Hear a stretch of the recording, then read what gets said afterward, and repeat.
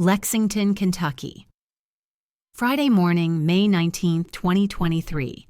The kettle clicked off and the house settled into a quiet that felt like a held breath. I carried my mug to the kitchen table, opened the banking app. I check every morning and watched the circle spin before it delivered a number that did not make sense. Balance 0.00. I closed the app and opened it again. The same zeros stared back. 30 years in accounting steadied my hands. Numbers can glitch, but people choose to lie. An email banner slid across the screen. Joint authorization completed by Richard Carter.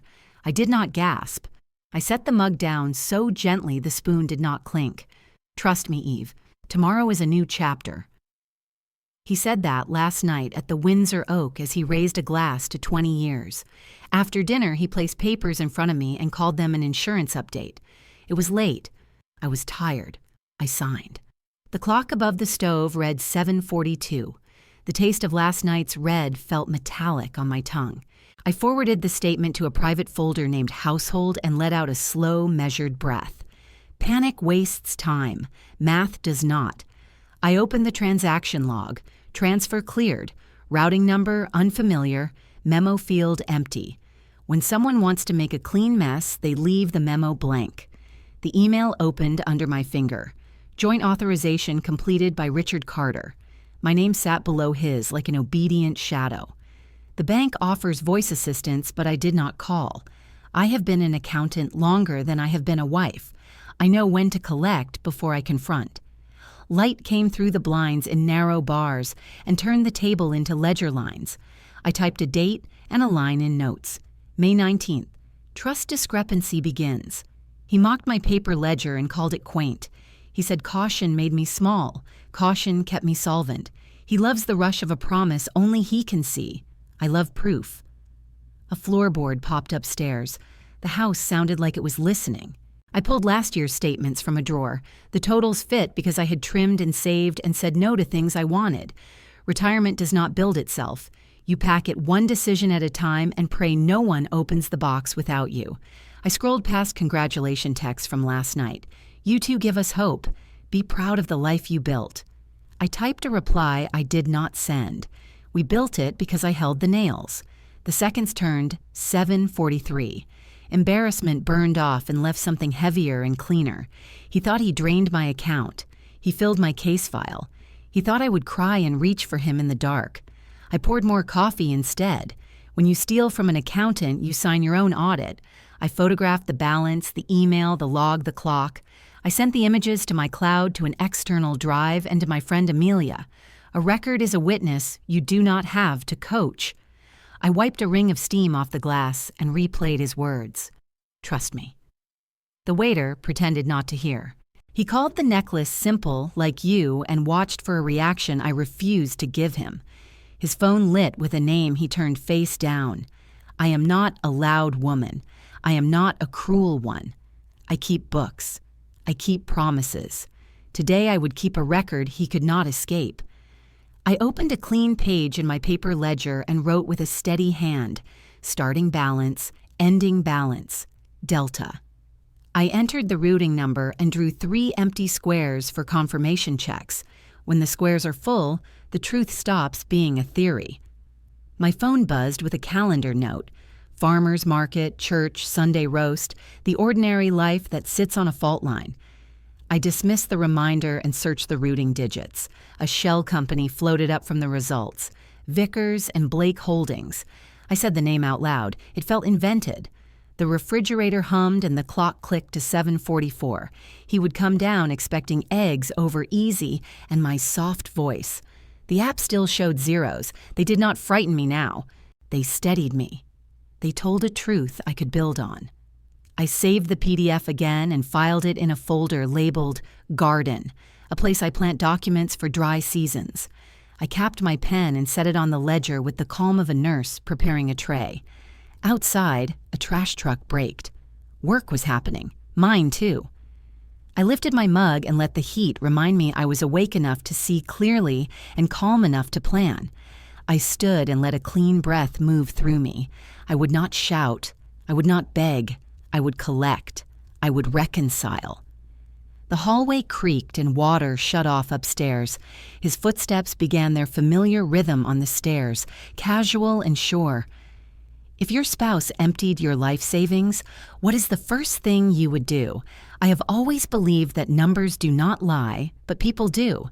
30 years at Kentucky Federal Credit Union taught me to spot deceit wrapped in politeness. I could tell when a client was hiding debt by the way they exhaled before signing. My desk at home mirrored my cubicle from those years, everything labeled, every pen capped. The ledger still open to yesterday's date. Richard called it my diary of paranoia. I called it memory insurance. After I retired, he said I needed to relax and let him handle the big picture. He would smile as if he were humoring a child rearranging pennies while he managed portfolios. I let him think that because arrogance is its own audit trail. We met in 1999 when he came to refinance a car loan.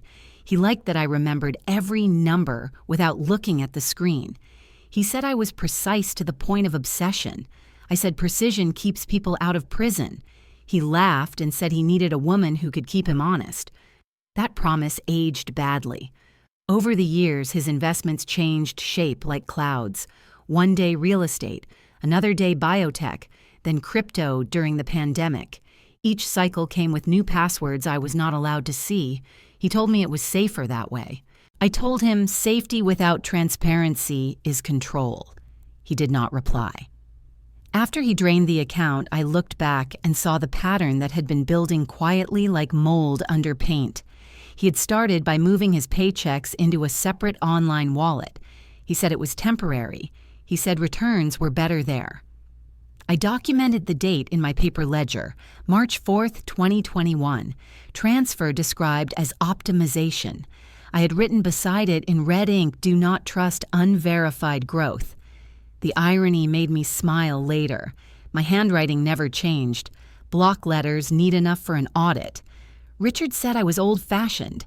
That is why you will never understand investing. He said it while pouring bourbon into his glass as if the amber liquid proved his wisdom. I did not argue. I recorded the expense. Liquor purchase personal. Observation arrogance increasing. It sounds ridiculous now, but those notes became my safety net. They turned a marriage diary into admissible evidence. I learned that truth prefers timestamps. Each evening, I sat at the kitchen table while he watched television and filled the lines with the day's minor transactions. Groceries, gas, electric bill. Hidden inside were the real entries: password change, suspicious email from brokerage, unexpected meeting canceled. I wrote it all without comment because accountants know silence buys clarity. After the zero balance morning, I reviewed every page from the past 2 years. The progression was clean. Small withdrawals labeled test, sudden deposits labeled transfer, then the steady siphoning. He thought he was clever. He forgot I trained auditors who hunt for patterns just like this.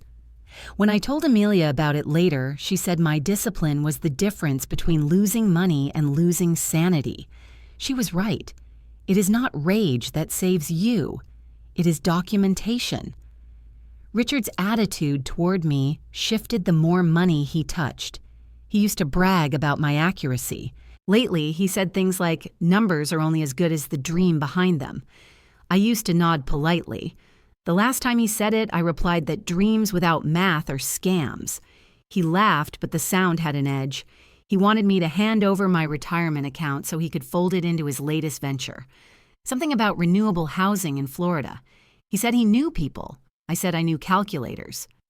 He walked out of the room muttering that I was impossible. I noted that date too. October 16, 2022. Entry refusal to co-sign. Result hostility. I remember his tone during the anniversary dinner when he said tomorrow is a new chapter. I thought he meant forgiveness. He meant liquidation. After breakfast that morning, I opened the file cabinet where I kept old tax returns. Every couple should have one person who never throws away paper. He hated that about me. He called it hoarding. I called it proof. Inside those folders were patterns he did not expect anyone to revisit. I traced transfers back to a shadow account opened 2 years earlier under a shell LLC. Each time he said, "Let me handle the returns," he was moving funds. I kept seeing the same routing number appear, then vanish. The realization did not sting. It clarified. Betrayal loses power once you understand its math. I wrote a new line in the ledger, "Trust discrepancy begins." I meant it literally. Every deduction starts with an entry error. I looked at the clock. It was 9:12 a.m. I brewed another pot of coffee and decided to spend the rest of the day building a timeline. 30 years of financial discipline now aimed inward. I listed each transfer, cross-checked dates with statements. I found discrepancies even in his lies. He forgot that thieves are lazy. They cut corners. They reuse names. He had listed himself as secondary manager under an alias that matched the middle name of his first wife. That detail later made the prosecutor smile. I copied every record onto a separate drive and locked it in my car trunk. At 6 p.m., he came home humming as if he had spent the day golfing. He kissed my cheek and asked if dinner was ready. I nodded and asked about the markets. He said volatile but promising. I said that sounds like our marriage. He laughed without understanding what I meant. That night, I went to bed early and listened to the house settle. I realized the peace I felt was not weakness. It was calculation. He mocked my caution. That is what saved me. He built illusions. I built evidence. In the quiet of that room, I finally understood that my old-fashioned ledger was not a relic. It was a map leading straight to his undoing. The Windsor oak always smelled like old money and polished wood. On May 20th, the air carried the weight of bourbon and perfume and the faint hum of a piano no one listened to. We sat near the window where the light caught the silverware in neat reflections. Richard had made the reservation himself, which meant something was being staged. He looked pleased with the world and even more pleased with himself.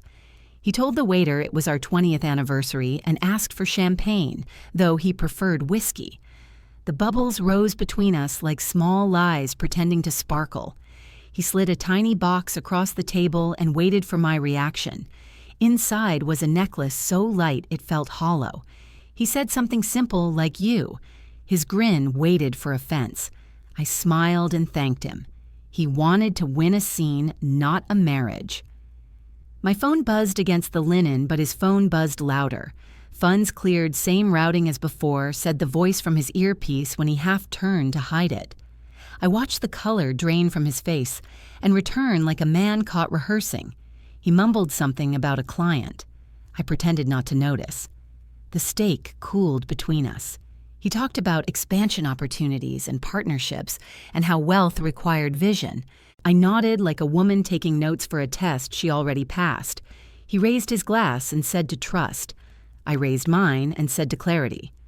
The waiter smiled without knowing he had just witnessed the only honest moment in the room. He toasted to trust. I drank to awareness.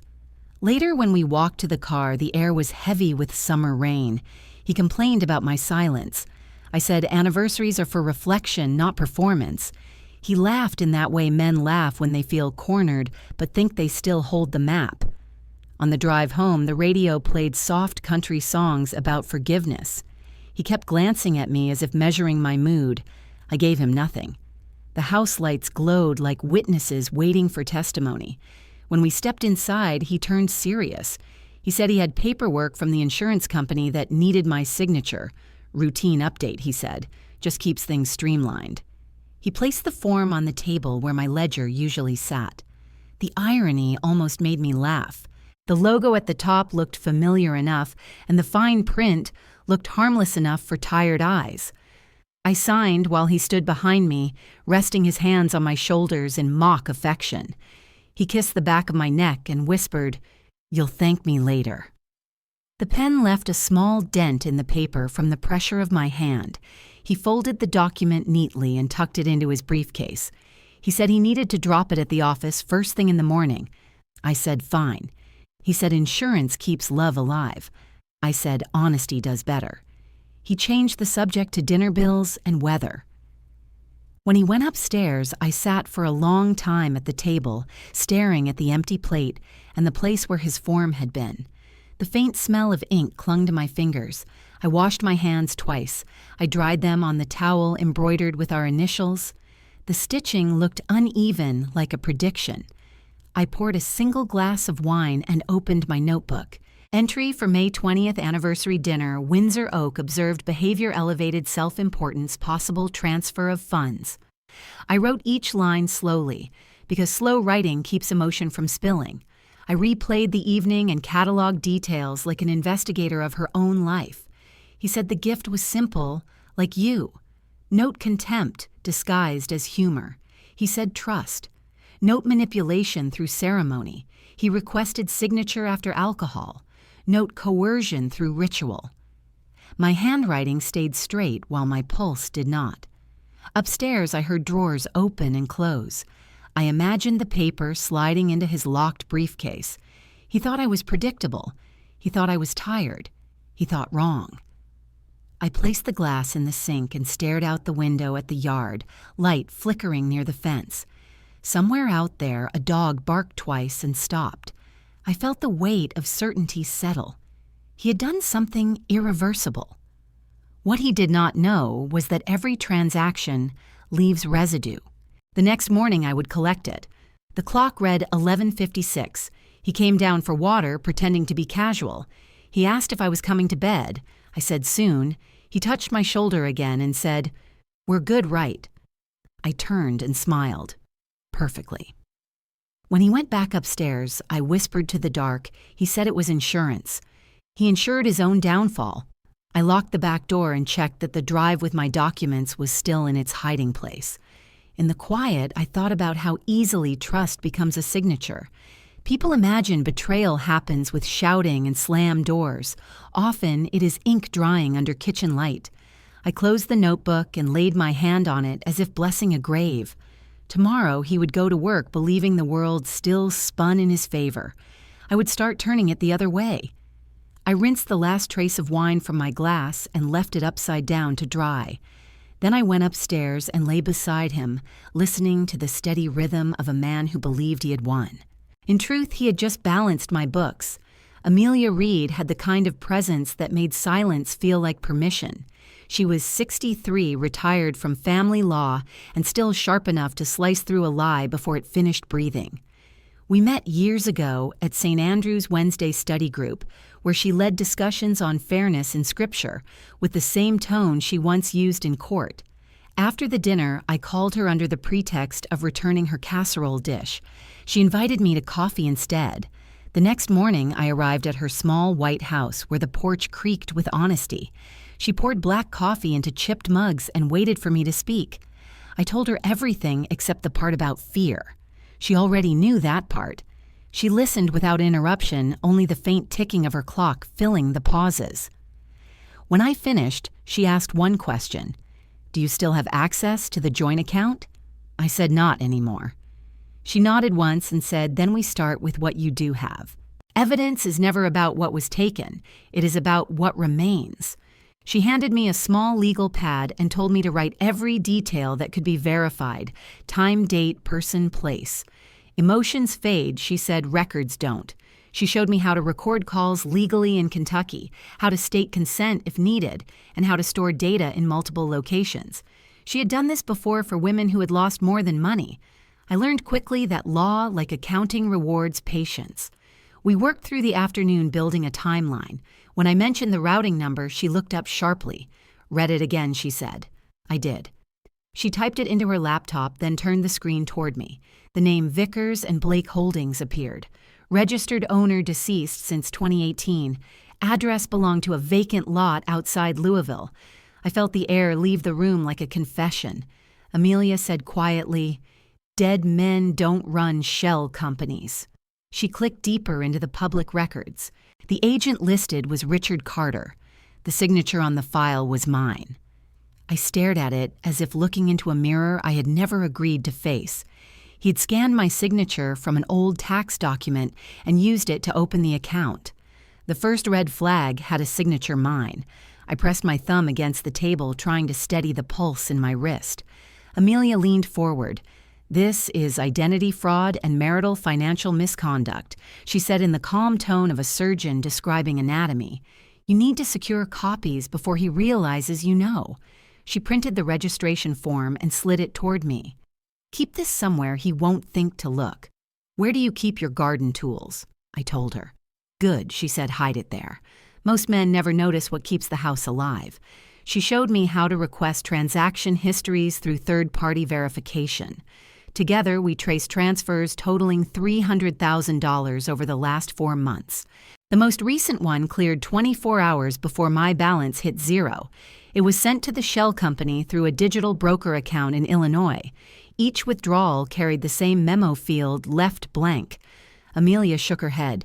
He wanted no trail but forgot the law loves ghosts.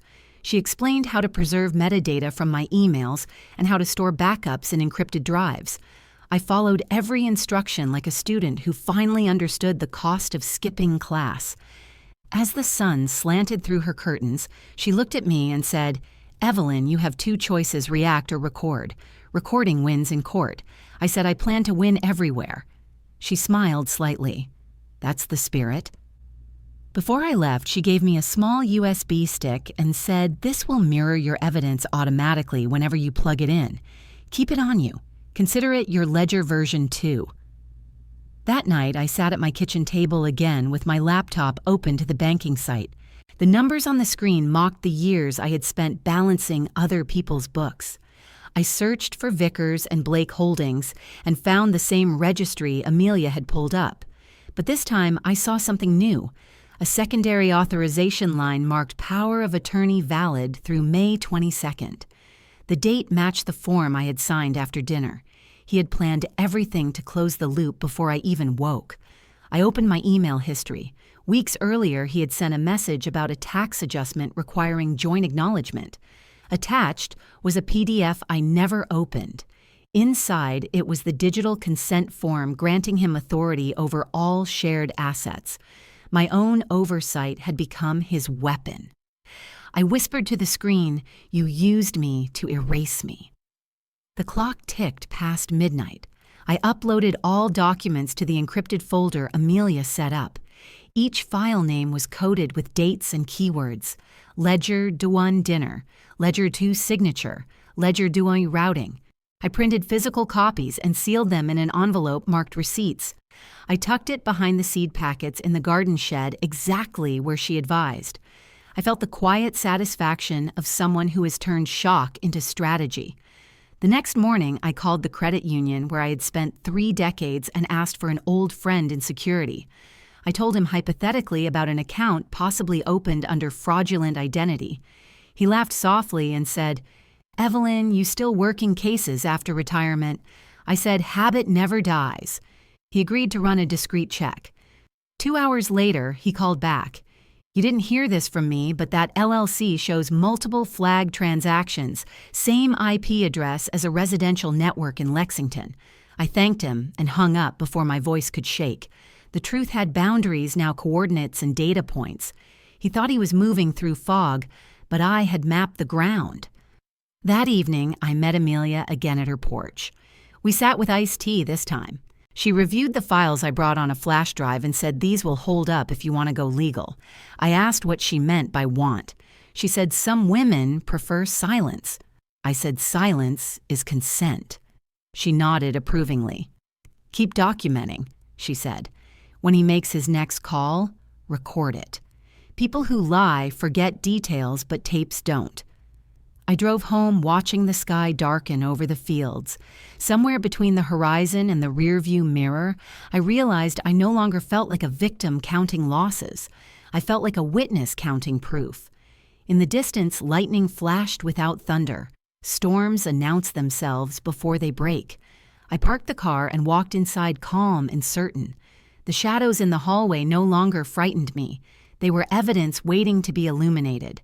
The clock read 2:17 a.m. when the phone on Richard's nightstand lit the room with a pale blue pulse. I kept my eyes closed and listened. He whispered, "Yes. Transfer all she'll never notice." My stomach clenched, but my face stayed still. He rose from bed quietly like a man trained by guilt. The door clicked shut. I slipped my hand under the pillow and pulled out the small recorder Amelia had taught me to use. I pressed the red button and followed his voice down the hallway. His tone changed once he thought he was alone. Confident, casual, cruel. He said, "Use the same routing number as before." No, she doesn't suspect anything. She thinks it's insurance. I leaned against the wall and memorized every word. The click of keys, the faint hum of the laptop, the shallow rhythm of someone doing harm without hesitation. He ended the call with a laugh that sounded like triumph. When he turned off the light, I stepped back into the shadows and waited until the house stilled again. He thought I was asleep. I was documenting. I lay awake for another hour, watching the faint line of dawn leak through the curtains. By sunrise, he was snoring again, like a man with nothing to fear. I slipped from bed and went straight to my desk. The USB Amelia had given me glinted in the soft morning light. I copied the recording and labeled it Midnight 22th May Primary Evidence. Then I backed it up twice more on external drives. My hands moved calmly like they did when balancing complex accounts. Every sound from that night was now data, and data never lies. At 7 a.m., I brewed coffee strong enough to burn away fatigue and called Amelia. She answered on the second ring, her voice low and steady. I told her I had proof. She said, "Bring it before noon." I printed a transcript of the call and added it to a folder marked Sequence A. Before leaving, I glanced at Richard, still sleeping, mouth open, trustless. The irony almost made me smile. The man who stole my life savings slept in sheets I bought with interest dividends and discipline. I left the house quietly and drove to Amelia's. The morning sun hit the windshield like an interrogation lamp. When I arrived, she was already waiting on the porch with her reading glasses. I handed her the USB. She plugged it into her laptop and listened through headphones. Her face did not change until the end when she exhaled slowly and said, "This is solid. His words will convict him faster than any accountant's report." She looked up at me and said he really said, "Transfer all." I nodded. She asked how I stayed so calm. I said I had practiced for years by staying married. She almost smiled. She saved the file on her own encrypted system and wrote a backup note in her journal. She explained the next step was to file for financial protection before he tried to liquidate more assets. I agreed, but said not yet. I wanted to watch his confidence unravel first. She studied me for a moment, then said, "Justice requires patience, but patience can still have teeth." We both knew what that meant. When I returned home, Richard was in the kitchen making pancakes as if domestic gestures could erase arithmetic. He looked up and said, "Morning, sweetheart." I poured coffee without answering. He asked if I had slept well. "Perfectly," I said. He didn't notice the recorder in my robe pocket.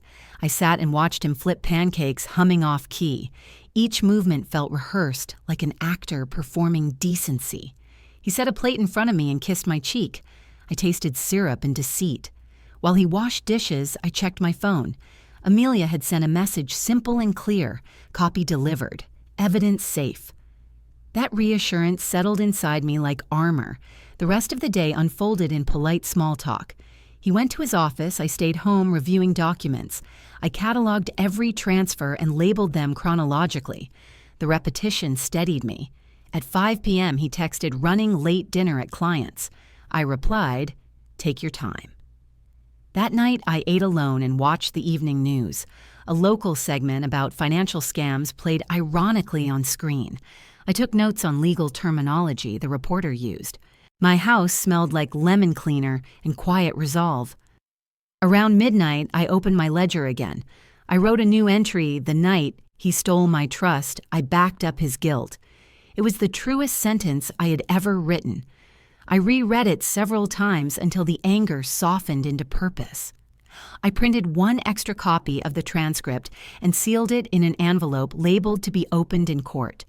Then I hid it in the freezer behind the bag of peas because cold places preserve things longer. The next morning, the world looked ordinary again. Bird's mail, sunlight, deception. Richard kissed my forehead before leaving and said, "Love you." I smiled because witnesses smile in court too. After he left, I looked at the empty chair and felt no sadness, only precision. The evidence was complete. The account might have been emptied, but the story was full. On the morning of May 23rd, the air in Lexington carried the faint smell of rain and exhaust. I drove to the Kentucky Federal Credit Union where I had spent 3 decades helping people understand what security meant. The same teller who once trained under me greeted me with a nervous smile. She looked at her screen, then back at me and said softly, "Mrs. Carter, your joint account has been wiped." For a moment the word wiped hung between us like smoke. I asked her to repeat it. She did and added, "I am so sorry." I nodded slowly. Numbers cannot insult you. They can only confirm what you already suspected. I asked how much remained in my personal savings. $10,042, she said. Enough for independence, but not for illusion. I said I would like to withdraw that in full. She hesitated as if hoping I would reconsider. I told her I was opening a new account under my maiden name, Evelyn Porter. The name felt clean in my mouth like something washed of dust. She helped me complete the paperwork quietly. When I signed the final form, she whispered, "I always knew you balanced better than anyone." I smiled because balance was exactly what I intended to restore. I placed the envelope of cash into my bag and walked to a different window to open the new account. I chose a checking plan with no joint options and set up an automatic transfer for future deposits. The manager recognized me from old days and asked if I was returning to consult. I said not exactly. I am just ensuring accuracy. He laughed politely, not knowing the double meaning. When I stepped outside, the clouds were splitting open, letting streaks of sunlight fall across the parking lot. I stood there for a moment, breathing in the mix of fuel and freedom. My phone rang. Richard's name appeared on the screen. I let it ring twice before answering. His voice carried the tone of a man rehearsing concern. "Eve, is everything okay?" I looked at the traffic light turning green. "Perfectly balanced," I said. He paused as if trying to decode the phrase. I ended the call before he could respond. Some silences weigh more than words. Back home, I took out my ledger and turned to a clean page. I wrote the date May 23rd. Transaction type retribution. Under notes, I listed the sequence teller notification 0 balance Richard call recorded response. I added a footnote emotional state composed. Then I closed the book and placed it on the table beside the empty coffee cup. The house felt different now, not haunted but measured. Every object had a purpose again. The refrigerator hummed. The clock ticked. The ledger breathed quietly. I brewed tea instead of coffee and sat by the window watching people pass on the sidewalk. They looked busy, ordinary, untouched. I envied their ignorance for a heartbeat, then felt gratitude for my clarity. Around noon, Richard texted "Miss you" at lunch. I replied, "Thank you for the reminder," and nothing else. The space between our messages felt like a courtroom. I spent the afternoon reorganizing files, labeling each folder with precision. Power of attorney forged, routing verification, audio transcript, garden copy. Amelia had taught me that organization is an armor. At 4 p.m., she called to check in. I told her about the withdrawal. She said, "Good, now you own something he cannot touch." I said, "I plan to own the narrative too." She laughed softly and said, "That's my Evelyn." When we hung up, I walked to the backyard and dug a small hole behind the rosebush. I placed a waterproof envelope inside containing a flash drive labeled Primary Ledger Copy. The earth closed over it easily. Evidence ages better underground than online. That evening, Richard came home earlier than usual carrying flowers from the grocery store. He said he wanted a fresh start. The irony almost made me laugh. I accepted the bouquet and placed it in a vase already filled with water so he would not notice. It came from a funeral arrangement the church had left behind last week. He asked if we were good. I said perfectly balanced.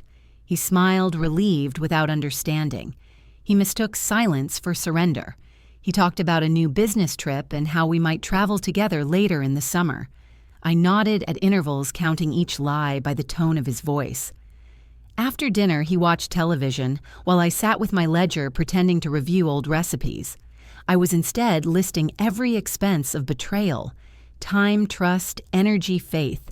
The total would never balance, but the exercise helped. Some women cry, some reconcile. I reconcile accounts.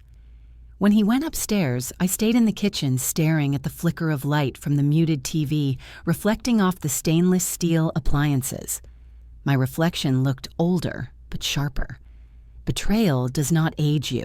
It chisels you into focus. I opened my new bank app and saw the $10,000 safely deposited. For the first time in weeks, my pulse aligned with my breathing. Numbers in order, heart steady, plan intact.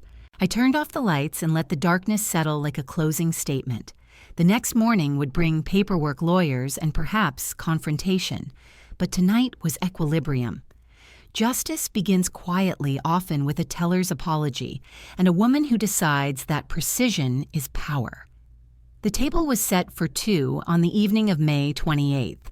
Lexington was quiet outside my window, the kind of Sunday calm that hides tension beneath its surface. I had chosen the menu deliberately, simple steak potatoes and a bottle of Cabernet that Richard once called his victory wine. The house smelled of garlic and strategy. At 6:30, the door opened.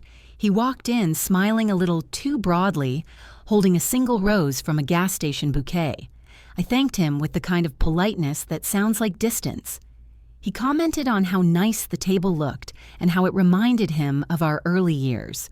I nodded and said those were the days when accounts balanced. He laughed, not catching the tone. We sat across from each other. He poured the wine, swirling it like confidence in liquid form. I let him talk about his business trip, the new investors, the opportunities. His voice carried the same rhythm as his lies, smooth, predictable, hollow. When he lifted his glass to toast, I raised mine halfway and said to honesty. He paused confused, then smiled, thinking it was a joke. He tasted fear with his wine, though he did not know it yet. Dinner continued politely. I asked about his latest ventures, and he spoke eagerly, mentioning how complicated finance could be for people who were not used to risk. I nodded and said true, but I always preferred certainty. He grinned and said, "That is why we make a good team. You trust, I manage." I said softly, "Not anymore." His fork froze midair. Before he could respond, Alexa's voice filled the room, clear and mechanical. "Playing your recent transactions list. Funds transferred to Vickers and Blake Holdings, total amount $300,000. The silence afterward was sharp enough to cut glass. Richard blinked slowly, his face draining color. He asked, "What was that?"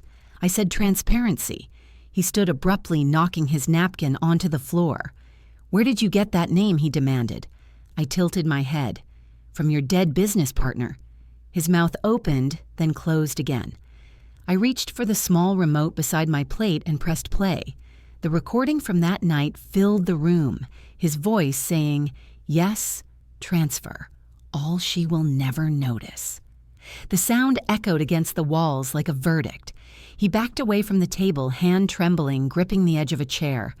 I watched him with the calm of someone reading a balance sheet. He said, "Eve, please, we can fix this."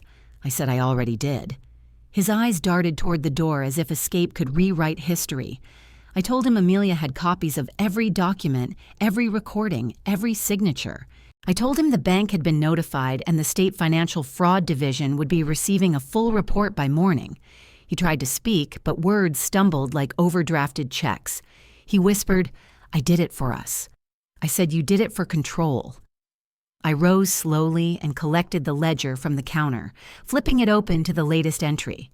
I read aloud, May 23rd transaction type retribution. He swallowed hard. I continued, "You always said marriage was about trust. Tonight, it is about proof." He moved toward me, reaching out a shaking hand. I stepped back. "Do not touch me, Richard." He stopped the distance between us, measured in consequences.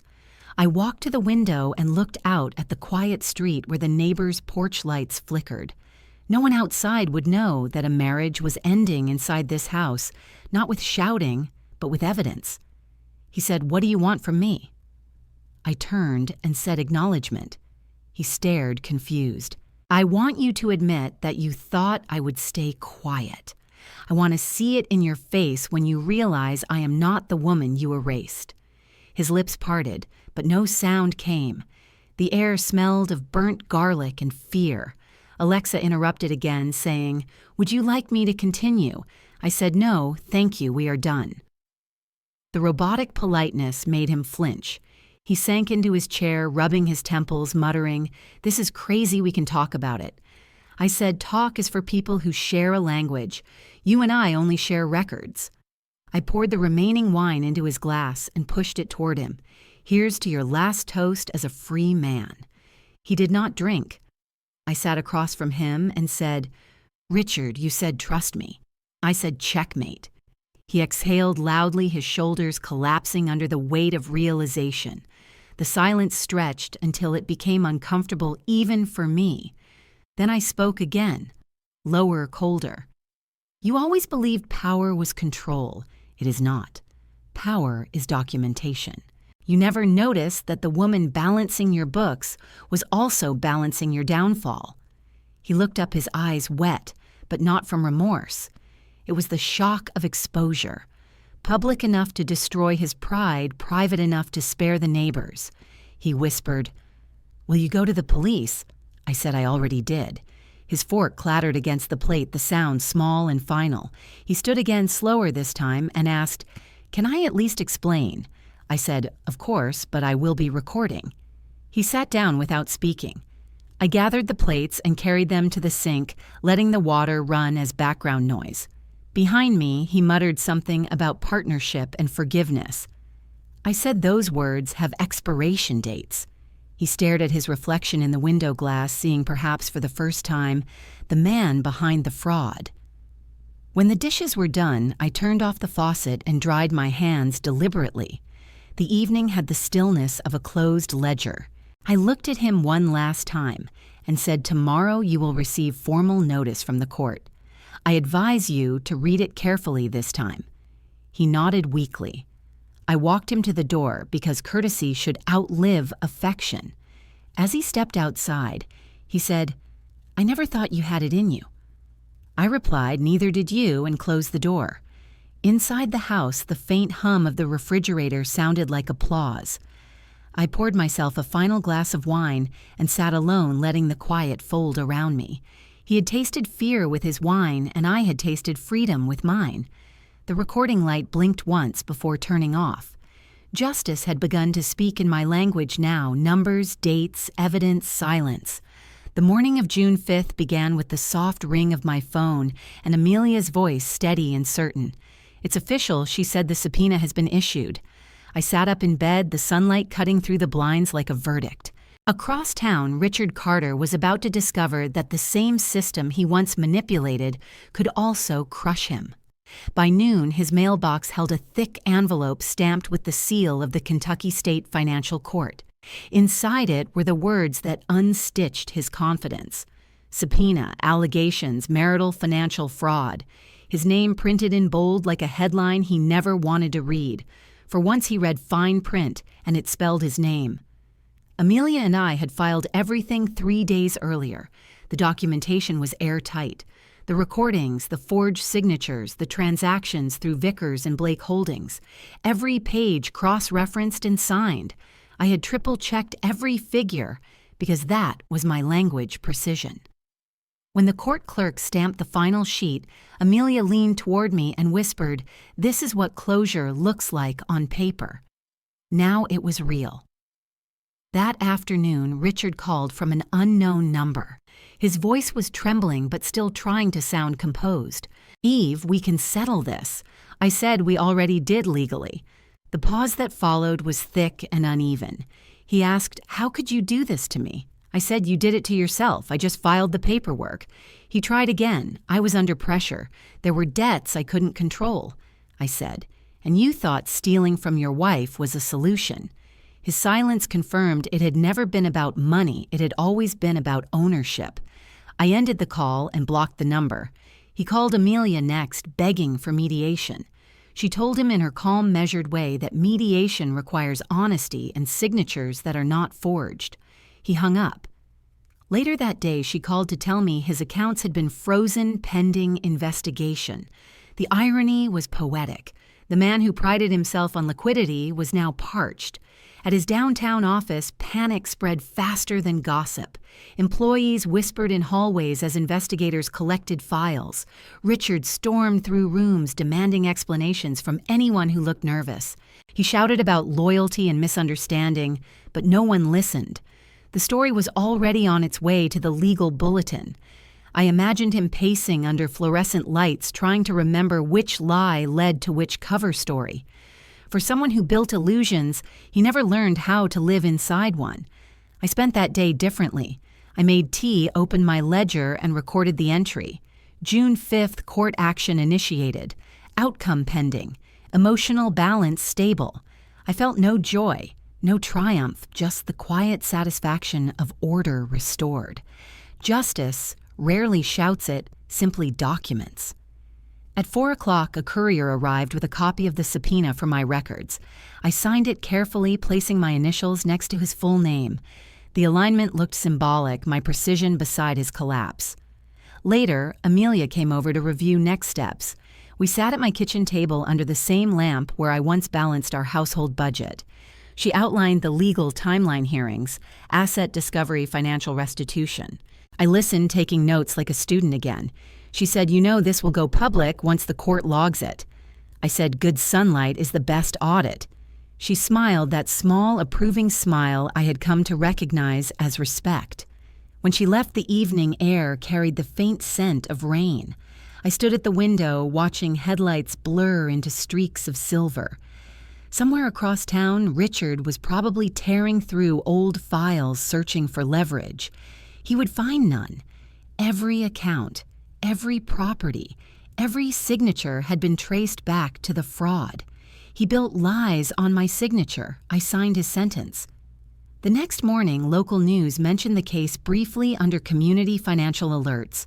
No names yet, but the initials RC and EC were clear enough for anyone who knew us. At church that Sunday, whispers followed me like drafts of cold air. I walked with my head high. Pity and curiosity are both forms of attention. Outside the sanctuary, Amelia met me with a reassuring nod. She said public sympathy is fickle, but truth has better endurance. I said, "I'm not here for sympathy. I'm here for the long audit." By Monday, his lawyer reached out through official channels. The email was short, a request for possible settlement before the hearing. Amelia drafted the reply. "Mrs. Carter declines mediation. The case will proceed." I approved it without hesitation. By the end of the week, Richard's credit card stopped working, his business line disconnected.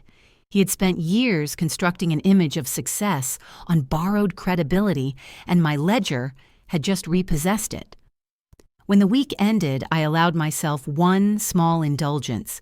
I took the same Cabernet we once shared and poured a single glass, not to celebrate, but to mark the moment where documentation replaced despair. I raised the glass to the empty chair and whispered to evidence. Then I drank to peace. The Lexington Herald hit doorsteps at 6 a.m, carrying a headline that bled across half the page. "Local man accused of spousal financial fraud." The story ran beneath a photo of Richard taken years earlier when he had been honored at the Chamber of Commerce for outstanding business ethics. The irony was surgical. By 8 a.m., the phones at his former office began ringing with reporters and clients wanting statements. His assistant quit before noon. The building security revoked his access card before lunch. He wanted admiration. He got headlines. At home, his reflection stared back from every screen. Television anchors read his name slowly, as if savoring it. The local radio host discussed marital fraud cases with a smirk. In Lexington, where reputation spreads faster than traffic, Richard's fall became the city's morning entertainment. At the church, we once attended the congregation gathered for their monthly finance committee vote. He had been treasurer for 7 years. That night, the pastor cleared his throat and read a motion. Effective immediately, Richard Carter is removed from all fiduciary duties. The vote was unanimous. Even those who once laughed at his jokes avoided his eyes. His chair remained empty like a moral warning. Meanwhile, I sat 3 pews behind Anonymous, among whispers. When the motion passed, I closed my eyes and let the sound of applause fade into quiet vindication. Outside afterward, one of the women from choir leaned toward me and whispered softly, "Justice has rhythm, doesn't it?" I smiled faintly. Around town, the consequences multiplied. Friends who once dined with him began avoiding his calls. His golf partners returned his clubs. The bank he once bragged about representing issued a public statement distancing itself. At the supermarket, a cashier recognized him in line and said lightly, "Need help counting Mr. Carter?" The customers nearby chuckled. His face flushed red, but he said nothing. I happened to walk by the same aisle at that moment, basket in hand, and stopped just long enough to meet his eyes. "Be careful with numbers," I said evenly. "They tell stories." He froze, the meaning landing like a sentence. For a man obsessed with image, public shame was bankruptcy. He left his groceries behind and walked out. The echo of automatic doors closing behind him sounded final. That night, the local TV station aired an interview with a financial law expert discussing how often fraud hides inside families. The expert mentioned my name only once, but with quiet respect. Mrs. Carter's documentation was immaculate. Every figure matched.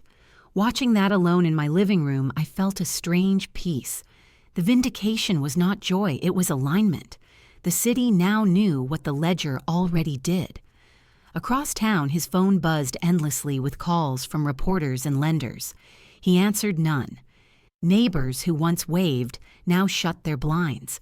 Even the barber shop where he held court on Saturdays refused him service after a customer joked about unpaid bills. His world had gone from admiration to avoidance in 10 days. The transformation was thorough and deserved. Amelia kept me informed through quiet updates. She said the case was progressing, that discovery confirmed additional hidden transfers, that the court would likely rule full restitution. I listened calmly, then asked if she ever felt pity for men like him. She said pity is for those who lost by accident. He lost by design. I wrote that line down later because it belonged in my ledger. In June, the paper ran a follow-up article titled "Former Community Leader Faces Legal Reckoning." It described his upcoming court date, his pending charges, and the risk of federal review. Every paragraph was a mirror held to his ego. At night, his house glowed from the blue light of screens as he read comments online. People dissected his downfall like a case study. "Betrayal of trust," said one. "Classic narcissist," wrote another. Under a photo of him receiving an award, a user commented, "The ledger never lies." I did not write it, but it made me smile. I began walking past his neighborhood on my morning route. The grass in his yard grew uneven. The mailbox overflowed. The proud man who once polished his car every Sunday now parked it behind the house to avoid attention. Consequences have a sound, I realized. It is the sound of silence replacing arrogance. One afternoon, I stopped by the church garden where Amelia volunteered. We tended roses together in companionable quiet until she said, "He will try to appeal, they always do." I said, "Then I will keep records, I always do." She smiled. That night, I found a new message in my spam folder from Richard. It read only 3 words, "Please forgive me." I did not reply. Forgiveness is not deletion. It is archival. It stays in the file but no longer affects the balance. By the end of the month, his world had shrunk to rumors and regret. The man who once measured worth in applause now counted minutes until the next headline. The fall was not loud, it was methodical, and every step down matched the steps he once took upward on borrowed trust. September arrived with the smell of wet leaves and the sound of courthouse doors echoing open across downtown Lexington. Fayette County Courthouse stood like a monument to arithmetic justice, every column straight, every shadow balanced. The trial of Richard Carter versus the state of Kentucky began at precisely 9 o'clock on a gray Monday morning. I sat in the second row behind the prosecution table beside Amelia. My hands rested on a folder labeled Carter Financial Documentation. Across the aisle, Richard sat between two attorneys in tailored suits he could no longer afford. His hair looked thinner, his skin pale from months of stress. The man who once spoke in boardrooms now whispered to lawyers like a debtor bargaining with silence. The clerk read the charges aloud: financial fraud, forgery, marital misappropriation, identity theft. Each word landed with the precision of a gavel. Richard shifted uncomfortably as if the air itself accused him. When asked for his plea, he said not guilty. His voice cracked halfway through the second word. The judge, a patient man named Harold Linney, adjusted his glasses and said, "Very well, proceed." The prosecution opened by describing the method of deceit: a forged power of attorney, unauthorized transfers, and shell companies registered under false identities. Then they played the recording. Richard's own voice filled the courtroom. "Yes, transfer all she will never notice." He closed his eyes as if hoping darkness could erase sound. Amelia placed a reassuring hand on mine, but I did not need comfort. I needed conclusion. The prosecutor, a young woman in a crisp navy suit, spoke clearly. She said the victim's meticulous documentation is the only reason we stand here with proof. Without her discipline, the theft would have vanished beneath paperwork. When she turned slightly toward me and nodded, I realized who she was: Claire Henson. 20 years earlier, she had been a junior analyst at the Kentucky Federal Credit Union, my intern. I had trained her to double-check every figure to never trust memory over math. Now she was the state's attorney, carrying that lesson into battle. He said I'd die broke. The court made sure he did. Richard's lawyer tried to shift the narrative. He argued stress, miscommunication, marital confusion, shared funds. He said the transfers were part of joint ventures, but the ledger and the timestamps disagreed. The judge asked Mrs. Carter, "Did you maintain these records personally?" I stood and answered yes, Your Honor, for 30 years of my life. He nodded gravely and said, "Then the court thanks you for your accuracy." The defense attempted to suggest the recordings were manipulated. Amelia handed the judge a chain of custody statement signed by 3 verified technicians. The judge reviewed it, then looked over his glasses at Richard. "Mr. Carter, your counsel may want to reconsider that line of argument." The courtroom murmured. Evidence is the only language that does not tremble. For 3 days, testimony unfolded. Bank managers confirmed signatures. Digital analysts confirmed IP addresses. Even his former accountant admitted under oath that Richard had concealed the accounts using outdated trust loopholes. By the 3rd day, his lawyer stopped objecting and started pleading for leniency. During closing arguments, Claire's voice remained calm but sharp. She said marriage is a covenant built on trust, and when trust becomes a weapon, the law must intervene. She turned toward the jury and added in financial terms, the defendant declared bankruptcy on integrity. The courtroom went still. The jurors exchanged looks that told me everything. When the verdict came, it was unanimous. Guilty on all counts. The judge's decision followed swiftly. Legal reversal. Full restitution of remaining assets to Evelyn Carter. 10-year suspension from all financial practice. Monetary penalty of $120,000 payable to the state and restitution interest to the victim. Richard slumped in his chair, his hands trembling. He said, "Your Honor, please, my wife, she will ruin me." The judge replied, "She did not ruin you, Mr. Carter. You audited yourself." The gavel struck once sharp and final. He taught me trust. I taught him audit. As people rose from the benches, the courtroom buzzed with whispers. I remained seated, watching him as deputies escorted him toward the side door. He turned once, meeting my gaze with something between anger and disbelief. I simply nodded, acknowledging the end of the equation. Outside the courthouse, the autumn light poured over the marble steps. Reporters gathered, asking questions I did not answer. Amelia shielded me with a gentle hand, guiding me through the crowd. One of the journalists shouted, "Mrs. Carter, how does it feel to win?" I said quietly, "It feels balanced." We reached her car and sat for a moment before driving. She exhaled a long, steady breath and said, "It is finished." I said, "No, it is corrected." On the ride home, she reminded me about asset transfer forms, and I promised to sign them the next day. When I returned to my house, the rooms felt different, lighter, wider, as if air had finally replaced dread. I placed the final copy of the court judgment inside my ledger under the tab labeled Closure. Then I wrote a single note at the bottom, all accounts reconciled. That evening, the local news ran a brief segment showing Richard leaving the courthouse flanked by officers, his head down, his tie askew. The anchor's voice announced, "Carter found guilty, restitution ordered. No commentary needed." I turned off the television and opened the window. The night smelled of rain and renewal. I sat at my desk with a cup of tea, reading through the ruling again, slowly like scripture. Every line precise, every penalty earned.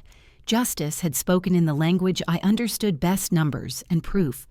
The morning after the verdict, the Lexington Herald ran a front-page headline that felt like punctuation at the end of a long equation. Justice served in Carter financial case. Below the title was a photograph of Richard exiting the courthouse flanked by 2 deputies. His tie hung crooked. His once perfect suit wrinkled, his left hand trembling as he shielded his face from the cameras. The flashbulbs caught the fear he had tried to disguise as humility. Every newspaper stand in the city carried the same image. By noon, it was on every local news channel and shared across social media, with captions that varied from disbelief to satisfaction. He lived by manipulation, died by exposure. Reporters called my house all morning. Some wanted details, others wanted emotion. I said nothing. When one finally reached me outside the courthouse parking lot and asked how I felt, I answered simply, "Account settled." The clip aired that night with my single sentence repeated 3 times by anchors who called it stoic. They mistook restraint for emptiness. In truth, I was full of something quiet and clean. Around the city, the ripples widened. A former colleague of Richard's appeared on a radio program admitting he, too, had been misled. He spoke of unpaid loans, false partnerships, promises of quick returns. Soon another man, once his business partner, filed a civil complaint citing deceit and misrepresentation. The pattern was now impossible to ignore. The community that once applauded him now treated his name like a warning label. Invitations stopped. Sponsors withdrew. The Financial Association removed his profile from their directory without ceremony. Every door that once opened easily now clicked shut. For a man who valued access above all isolation became his bankruptcy. I saw him once that week outside a cafe on Main Street. He was seated alone, unshaven, staring into a cup of coffee gone cold. When our eyes met through the window, he looked down quickly. I continued walking, my reflection passing across the glass like a clean ledger line. Justice does not need revenge, just daylight. Later that week, the Herald printed an editorial about accountability in local business practices. My name was mentioned again this time under the headline, "Transparency Begins at Home." It quoted Amelia saying, "Mrs. Carter's diligence should remind us that ethics are not paperwork, they are people." I cut that line out and slipped it between the pages of my ledger. It felt right there between the numbers. The court sent formal notice confirming transfer of assets to my new trust. The total matched precisely the amount stolen, plus interest. When I deposited the first check, the teller smiled as if she, too, understood the symmetry. Numbers tell stories when you let them speak. Meanwhile, Richard's former lawyer issued a statement saying his client was cooperating fully. That was a polite way of saying he had no choice. By mid-September, his house was listed for sale. Neighbors gossiped about buyers, but none came. His car sat in the driveway with 2 parking tickets folded under the wiper, small paper emblems of decline. Amelia visited me one evening bringing a bottle of tea instead of wine. She said closure has a taste and it's never sweet. We sat in the garden watching fireflies blink in and out of the warm air. She asked what I would do next. I said build something cleaner. She nodded as if she already knew. The following Sunday, the church bulletin mentioned the new financial ethics fund being established in partnership with the state credit union. My name appeared quietly in the acknowledgments. I felt no pride, only purpose. Redemption belongs to structure, not spectacle. Meanwhile, the local news ran one more feature on Richard's collapse. A montage of photographs showed his career in reverse awards, ribbon cuttings, interviews, and finally the courtroom exit photo again. The narrator's voice said what began as ambition ended as evidence. That night, I turned off the television halfway through. Some stories do not need to be relived to stay true. The following morning, a thin envelope arrived at my door. Inside was a handwritten note from one of Richard's former employees. It read, "Thank you for standing up. You gave the rest of us courage to leave." I folded it carefully and placed it with my court documents. That was the only reward I needed. The city moved on as cities do. Headlines faded, but consequences stayed. Richard tried applying for consulting positions in smaller firms. None responded. A friend at the licensing bureau told me quietly that every background check now flagged his name. In a town built on reputation, his had become its own warning. He had spent years constructing a life out of mirrors. Now he could not stand to see himself reflected. One evening, as I walked home from the market, I passed by a billboard promoting a new financial literacy campaign. Across it were the words, "Integrity costs less than fraud." I stopped for a moment beneath it and exhaled. Sometimes justice speaks in slogans. The sun dipped behind the buildings, throwing long shadows across the street. I carried my groceries home with a calm sense of ending. Inside my kitchen, the clock ticked steady, unhurried. For the first time in months, I realized I was not waiting for anything. The story had balanced itself. March arrived like a promise kept. 6 months had passed since the verdict, and Lexington was beginning to thaw from winter's grip. I spent those months building something that did not depend on apologies or restitution. The Grace Hands Foundation opened quietly in a small renovated building near the old courthouse. Our mission was simple: to help women reclaim their independence after financial control or abuse. The name came to me one evening while folding old documents. Grace for the mercy I gave myself, hands for the work it takes to rebuild. Local newspapers caught the story quickly. From Betrayed to Beacon One headline read with my photograph beside a wall of volunteers. I looked at that picture later and thought it almost looked like someone else, a woman who had survived her own audit. The foundation grew faster than I expected. Donations came from credit unions, law firms, and individuals who had followed the trial. Amelia joined as our legal consultant, bringing her same quiet authority to every case. Claire Henson, the state prosecutor, offered to run free workshops on financial literacy for women over 50. Every Friday, we hosted small groups teaching them how to read account statements, spot red flags, and file for legal protection. The work grounded me more than victory ever could. One morning in late March, I arrived early to the office to review grant proposals. The air smelled of fresh paint and coffee. Our receptionist, Maria, buzzed through the intercom. "Mrs. Carter, there's a man here asking for you. He says his name is Richard." My pen stopped mid-line. For a moment, I thought she was joking. She wasn't. I told her to send him in. The door opened slowly. He looked smaller than memory's shoulders bent inward, a worn jacket hanging off him like borrowed dignity. His hair was grayer, his face drawn. He removed his hat awkwardly and said, "I just need work, Eve. Anything." He explained he had been turned down everywhere. No one would hire him, not even temp agencies. His voice carried the weight of practiced remorse. I watched him as he spoke, my hands folded on the desk, the Grace Hands logo gleaming on the wall behind me. He glanced at it, maybe noticing the irony.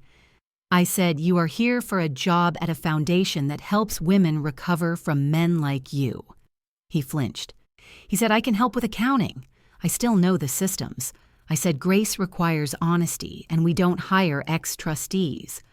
The pause that followed felt colder than winter. He whispered, "I deserve a second chance." I said, "So do the women you stole from." He lowered his head. When he finally looked up, his eyes searched for the wife who once forgave small lies. She was no longer there. I nodded to the security guard by the door. "Please escort Mr. Carter out." The guard opened the door and waited. Richard hesitated, then muttered, "Thank you for at least listening." I said I didn't. He walked out slowly, the sound of his shoes fading down the hall.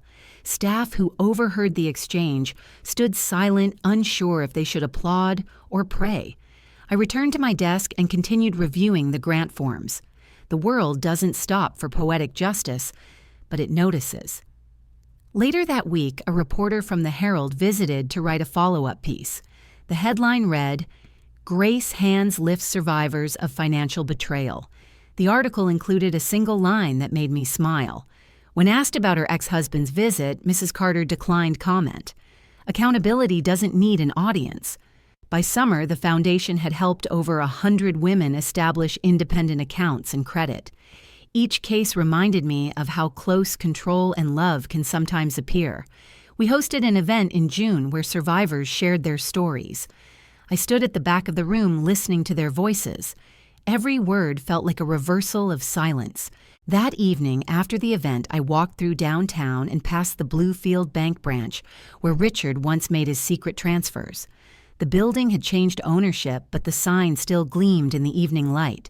As I looked closer, movement caught my eye inside the lobby. A night security guard stood near the entrance wearing a standard uniform, the brim of his cap shadowing his face. When he turned slightly toward the window, the name tag reflected the streetlight. R. Carter, Night Guard, Bluefield Bank. The sight stopped me for a moment, not in pity, but in realization. The man who stole my money now guarded other people's vaults. He watches alarms. I sleep in peace. Life had its own poetry. He would spend his nights staring at locked doors, protecting treasures he could never again possess. I imagined him walking the empty halls, listening to the faint hum of security cameras, knowing they recorded everything and forgave nothing. That was his new ledger, one he could never balance. I walked away quietly, my heels clicking against the pavement in rhythm with memory. Later, back at home, I wrote a single sentence in my new journal. Justice doesn't erase, it reassigns value. That night, I slept deeply unafraid of alarms or loss. Grace Hands continued to grow. We expanded to 2 more counties, launched an online course, and partnered with the local college for internships. I kept the foundation's finances transparent, publishing every report publicly. Transparency is trust reborn.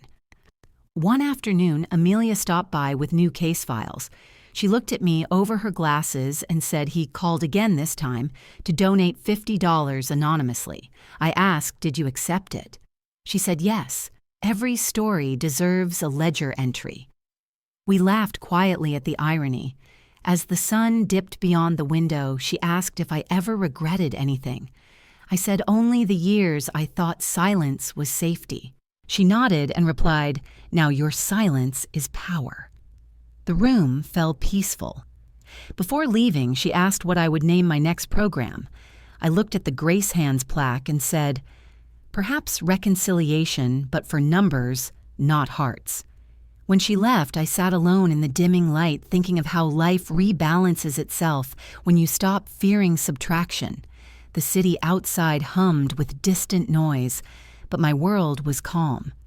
I poured tea and opened the ledger one last time for the day, writing the date, March 20th, 2024, and the final entry, transaction complete.